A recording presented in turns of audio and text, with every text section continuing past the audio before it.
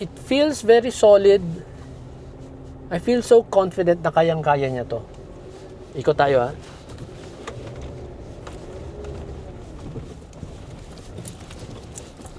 Mabigat lang talaga. Hydraulic eh. Ramdam mo talaga yung bigat. Hey guys, so we are still here at the 4x4 Expo here at Parklinks Pasig. And this time, nandito si Photon. Titingnan naman natin. Last time sa MIAS 2024, if you guys remember, nakapag-review tayo and we were able to do a quick test drive of the V9. Na-review natin yung V7 and the V9 if you guys remember. Medyo nabitin yung test drive natin, yung test drive experience natin dun sa V9. Fortunately, dito naman, may test drive na unit available but yun nga lang yung V7. So anyway, okay na rin. So my wife is working on the paperwork and in just a few minutes, we will begin our test drive. But in the meantime, meron tayong makakausap dito, technical training manager. He knows all the technical aspects of the V9 and the V7. Tara, kausapin natin para maging familiar tayo and we get to know more of the features of the V9 and the V7. Hey guys, so kasama natin dito si Sir Lord Zapata. He is the technical sales manager. Tama? Yes. Yan. So pag-uusapan natin ang technical details ng V7 and V9. Kasi nagkaroon kami ng quick chat kanina lang. Medyo na-surprise ako when he clarified with me yung differences ng V7. Kasi dun nga sa MIAS 2024, the V7 and the V9 were newly released and hindi pa masyadong very clear yung mga features and the differences of the two. So this time, we are fortunate na nandito si Sir Lord at mapapaliwanag niya sa atin. Hi, good afternoon. So, we're going to explain the difference between the Tunlan V7 and V9. Actually, in terms of specification and features, meron talaga siyang malaking pagkakaiba. So, yung 100,000 difference niya between the prices ng dalawang unit natin is sulit na sulit, ano? So, in terms of features, syempre yung outlook niya, no? Malaki yung difference niya. Syempre, this one is naka-classic siya na grille ng ating full-size pickup, while the V9, ang pinagkaiba niya, of course, is the honeycomb.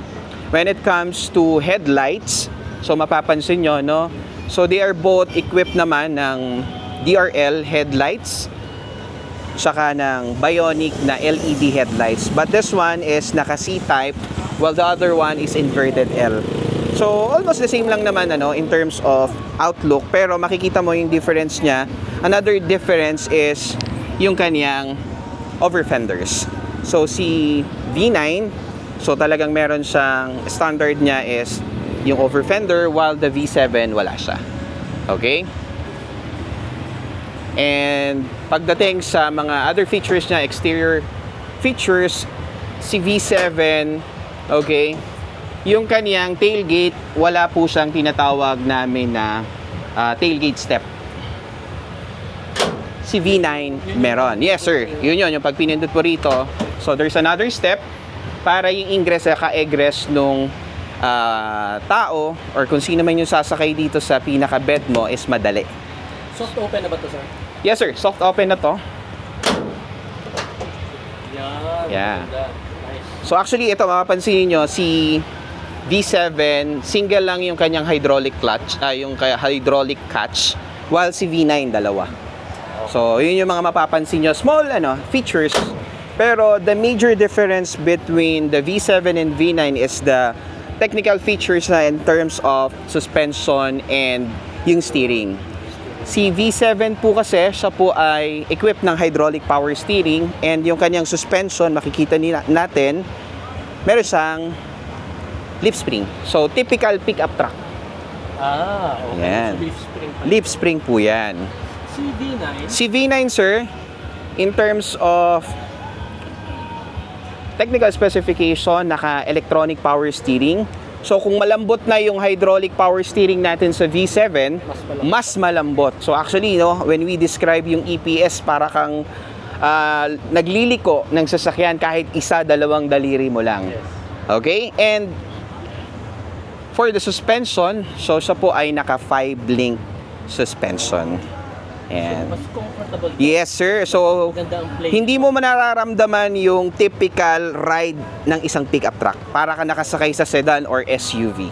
Pero that would also mean yung V7 na naka leaf spring, mas mataas ang No sir, ang loading capacity. so walang pinagkaiba po. Talaga, That's the pareho good lang. thing about Photon Tunland. Ooh, So walang difference po in terms of payload capacity. Anong payload nila pareho? So 900 kilos sir. Wow. Yes, for a pickup truck. Ooh. Okay? So actually 900 kilos, 950 or 1,000 kilograms. So we can kargahan siya ng ganong kabigat, no? Pakita natin sir yung additional stuff dito sa pickup. Yes sir, ito po. Very convenient kasi yan. Ayan sir. Nakita ko yan actually sa sa Mia. So dalawa yung hydraulic catch, both left and right, both sides. So, and meron siyang tailgate step. So, for easy ingress and egress. So, alam po kasi natin, by the way, si Tunland V7 and V9 is a full-size pickup. Okay, hindi po siya mid-size, no? So, malaki talaga. So, yung pagsakay mo dito sa bed mo, medyo mataas. So, but with the V9, so, mas madali sumampa kasi there's another step. Okay?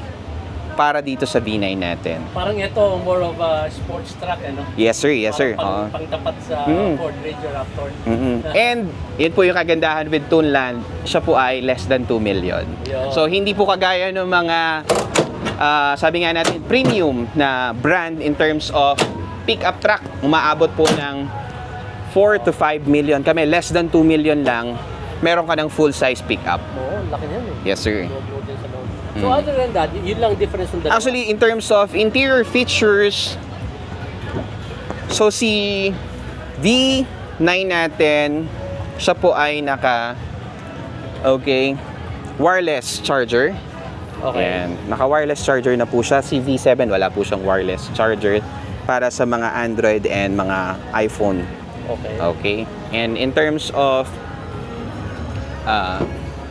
seats, so mga maliliit lang na features. So meron po siyang armrest sa likod saka cup holders. So yan po yung mga small details na pagkakaiba nitong Yung V7. nakita kong V9 sa Mias, parang orange. Yes sir, naka-orange siya pero yung mga unit natin is naka dark brown So, ito na ngayon ang available Yes sir, talaga? ito na available. So yung orange na yun, Yan parang sir, kasi demo lang yun. that's the first batch, the first units na dumating sa atin. So demo unit lang namin yun. Okay. So, kanya-kanyang preference sir eh. Ako personally, mas gusto ko to. Yeah, ako rin sir kasi syempre pag medyo light color, alam mo naman pick up truck to, pag sumakay tayo, talagang wala tayong keme. Yes. Pag sumakay dyan. So minsan madumi So kumakapit. Although the orange one, okay naman siya, madali naman din siyang linisin since our interior for our Tunland is premium leather naman po. And then yun, yung naalala kong difference nga nito, yung stepboard. Yes sir, opo. So for the V9, mapapansin natin naka-off-road po siya na stepboard. Made of ano to? Aluminum steel to or Steel sir. steel talaga? Okay. While yung sa ating V7 po, siya po ay naka-ordinary na stepboard. So, ayan po. Definitely very aggressive. Yes sir, oo. Mas astig yun. So, nasa iyo na lang sir in terms of features and specification saka looks, mamili ka sa dalawa. Pero in terms of engine, pareho lang sila naman. Yes sir. So, in So terms sa of engine bay, ang pinagkaiba lang nila is the EPS and the hydraulic power yes. steering. Yun lang ang malaking pinagkaiba niya sir. Actually, wala nga sa engine bay kasi nakakabit na siya dito sa may gearbox natin, yung mismong EPS motor. Sa column o nasa rack? Na dito sa may bandang column sir. Sa column sa taas? Sir. Yun ang maganda. Kasi yung iba, like yung Ford Everest, alam ko nasa rack, nasa rack and pinion, mababa.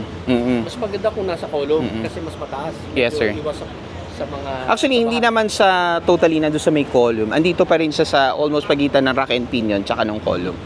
Gearbox, technically. Andun siya. But again, going back to the comparison of the two, sa mga binanggit mo pa lang, Very obvious, ano? Sa Yes. 100,000, ang laki ng... Ang laki ng difference, sir. Kaya nga, V9 ka na talaga. yes, sir. Doon sa mga unang magwagwapuhan sa V7, gets ko sila. Oo. Pero pag nalaman nila yung features, baka mapaisip ka, uy, mag-V9 na lang ako. Pero ako, para sa akin, mas kung itsura ha, kung majority nagagandahan sa V7 kasi mukhang F-150, ako mas gusto ko to kasi mukha Yes. tong RAM. Yes, sir. Tapos hybrid sila, di ba? Yes, Tatlo? both diesel hybrid. The Mild first hybrid. ever diesel hybrid dito sa Pilipinas, sir. And they are coding accepted po. Yun. So, pasok po sila doon sa RA 11697 o yung EV-Dalo po natin. Yun. Yung malaking selling point. Yes, sir. Okay. So, lang coding yan, sir. Saka may badge na tayo na siya, hybrid. Nice. Yan. Thank you, sir. Thank you so much for your Thank you, time. sir. Thank you. Sige, sir. Antayin na lang natin. Antayin ko yung test unit niya. Sir, bumalik na yata siya. Okay. Nakita ko na, baka umikot lang doon, tapos the other customer babalik na rin dito. Okay, here we go. Ito yung test drive unit natin. The V7.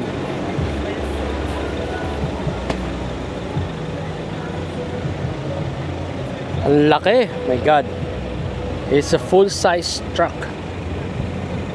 Mild hybrid yan, diesel mild hybrid. Okay, sige po. Uy, hi sir. Ayan, ang laki. Okay guys, so nandito na tayo sa loob ng Photon V7. Alright, so like I mentioned kanina, parang continuation to ng review natin ng Photon V7 and V9. Last time nga sa MIAS 2024, nakapag-test drive tayo ng V9 na bitin. So eto finally V7 matetest drive natin. Okay, let's go. Okay, U-turn muna tayo. So sabi nga ni Sir Lord, ito yung tawag dito. Yung V7 naka-hydraulic power steering. So medyo ramdam ko nga medyo mabigat siya. Pero okay lang. Very quiet yung engine. Mabilis siya nag-upshift, naramdaman ko, pero sobrang very smooth. Ang tahimik ng engine ha. Ang tahimik ng engine, hinaan ko lang yung AC.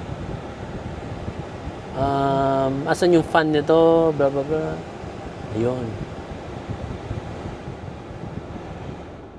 Wala lang siyang walang physical button to adjust the AC. Lahat nandito sa screen niya. Okay. So kanina mas maingay pa yung fan kaysa sa engine. Ngayon, pakiramdaman natin. Okay. Hawak. Tapakan natin.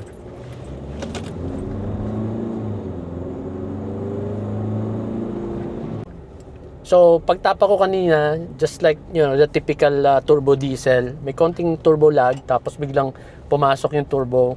Smooth naman yung power delivery. Malaki lang talaga tong truck na to. You really have to make an adjustment sa pag-maneuver. Tingnan mo yan, no? Kinuha niya yung halos 3 lanes. But in terms of suspension, malambot yung front. Kita mo yung hood. Alam mo kita mo yung hood na lumalaro.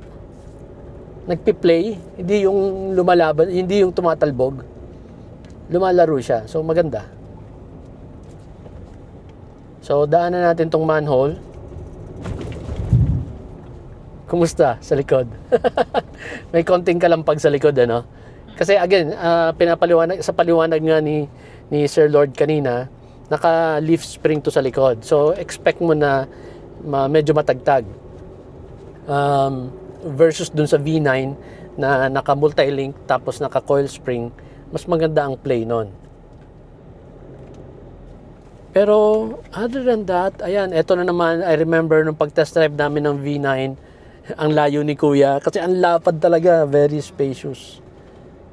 And mas gusto ko tong brown leather, yung interior, tapos may orange stitching. Kasi last time, parang baliktad, no? Or yung sa MIAS, yung demo unit.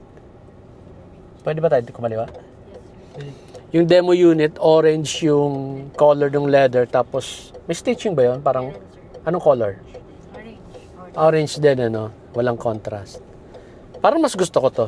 Parang mas masculine, tapos mas bagay sa truck kasi nga, pangharabas, kahit maputikan, mag-camping ka, madungis yung shorts mo, yung shoes mo. Hindi dumihin. So ano tong section na to dito? May off-road dito? May konting... Yes, sir. Mayroong konting upgrade. Okay, so kakanan tayo dyan. Okay, bago tayo dyan pumunta, ano ba to?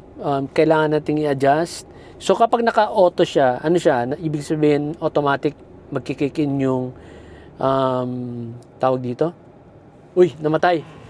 Yan yung functionality nung Papapo nakahinto. So pangpatipid ng fuel consumption. So meron siyang start stop. Ayan. So pag humina na ang battery, may certain level yan, may certain threshold, under na naman siya ulit. So yan. So yung terrain management niya, eto naka-auto siya, 4x2 lang daw to. Di siya katulad nung sa Everest ko na pag naka-automatic siya, naka-normal, all-wheel drive ang function niya. Ayan, packet tayo. So ito, kailangan mo itong i-set up, i-change para maging 4-wheel drive. Tatamaan ko ba yung poste niyan? Malayo? Layo.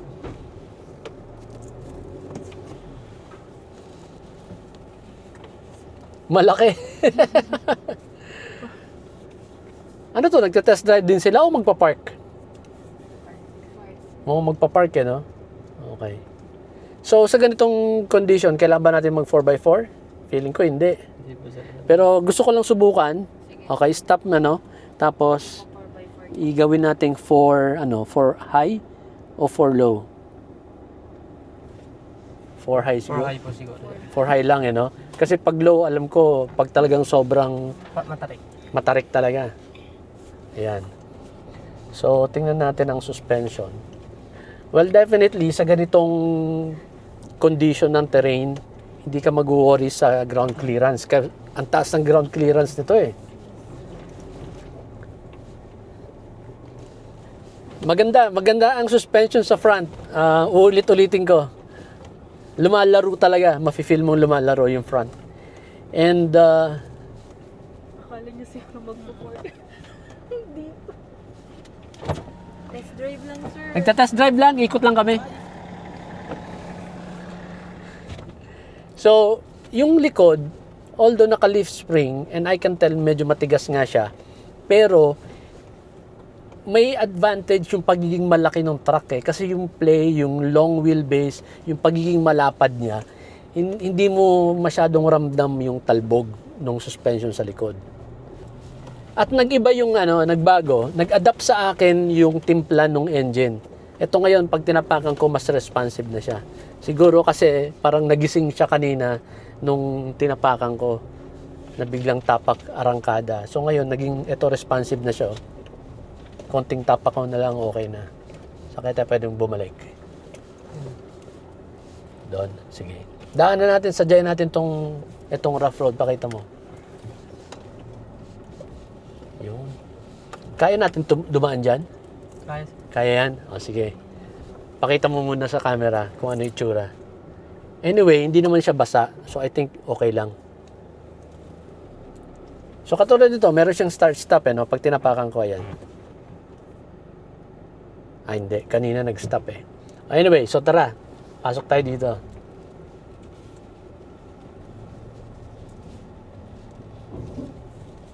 Oops. Narinig akong sumabit ng konti. Okay lang yan. Medyo malalim na rin kasi.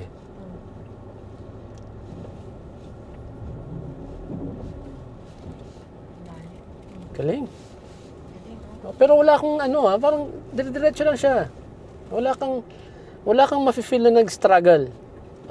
Definitely naririnig kong may mga lupang tumatama sa ilalim, pero in terms of traction, ayan wala akong nararamdamang dumudulas. Yung pagtapa ko sa accelerator, sumasabay, gumagalaw yung truck. Ayun, U-turn na tayo dito. Baka di tayo makabalik. Reverse. Ang ganda ng reverse camera. Pakita mo yung ang luwag. Ang liwanag.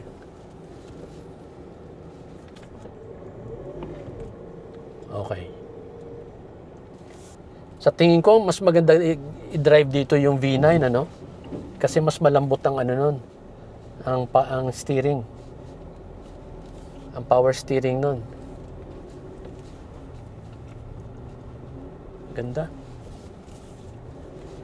It feels very solid. I feel so confident na kayang-kaya niya to. Ikot tayo, ha.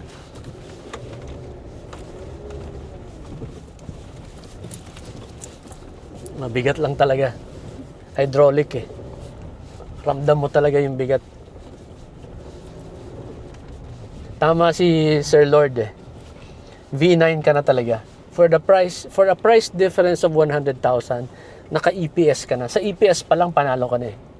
Sulit, ano? Ma'am, ano nga pala ang presyo nito ng V7? Nakalimutan ko na. V7, sir, 1,888,000. 1,888,000. Tapos 100,000 daw difference doon sa V9. So 1,988,000. Yeah. Kung ako bibili between the V7 and the V9, I think very obvious yung V9. I'd go for the V9. Okay, balik na tayo dito. Magpa-park na tayo. Thank you so much for the time. Thank you for the chance to do a test drive. Salamat po. Pakisabay na lang kay Sir Lord. Kuya, thank you. So that's it, guys. I hope you like this video. And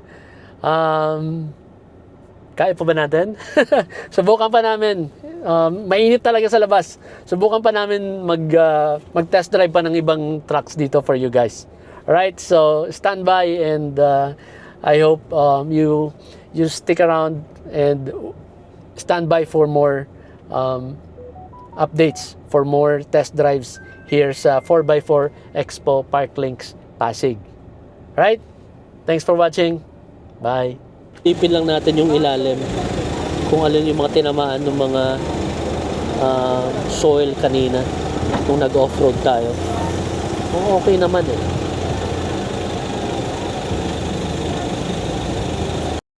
If you like this video, please do not forget to subscribe to our YouTube channel. We are also on Facebook. Please like and follow our page.